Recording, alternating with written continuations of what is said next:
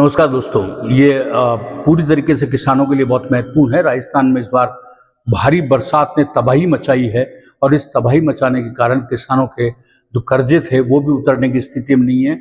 फसल के आधार पर कर्जे लिए जाते हैं और वो कर्जे फसल के आधार पर चुकाए जाते हैं। इस उम्मीद में रहता है कि बच्चे की शादी होगी तो फसल आएगी, उसके बाद शादी करी जाएगी ताकि किसी का कोई दिक्कत नहीं हो। साहूकार को जो पैसा देना होता है वो फसल का इंतजार करता है। लेकिन इस बार इंद्रदेव ने जिस तरीके से राजस्थान के ऊपर अपना कहर ढाया है, फसलों को बर्बाद कर दिया है, पूरी तरीके से खेतों के अंदर पानी भरा हुआ है।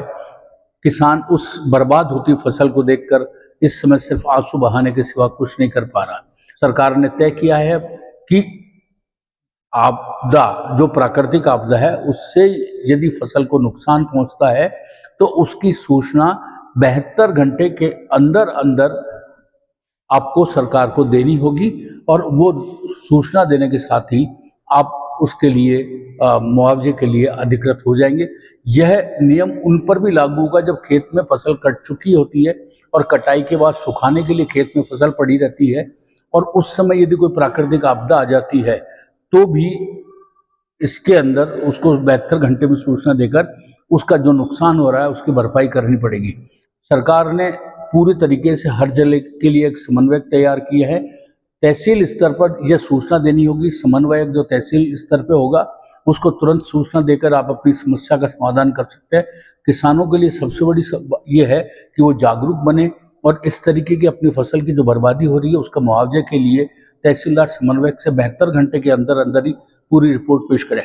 सरकार ने किस किस व्यक्ति को कहाँ का लगाया है और किन नंबर पर आप फोन करके सूचना दे सकते हैं या किस पोर्टल पे आप सूचना दे सकते हैं, हम आपको विस्तार से बताते हैं।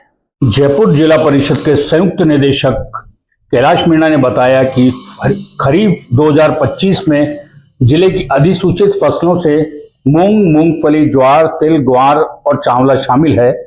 इन फसलों को सूखा, बाढ़, जल भराव, कीट रोग, ओलावृष्टि, चक्रवात, बिजली गिरने या प्राकृतिक आग से नुकसान होने पर बीमा मुआवजा मिलेगा।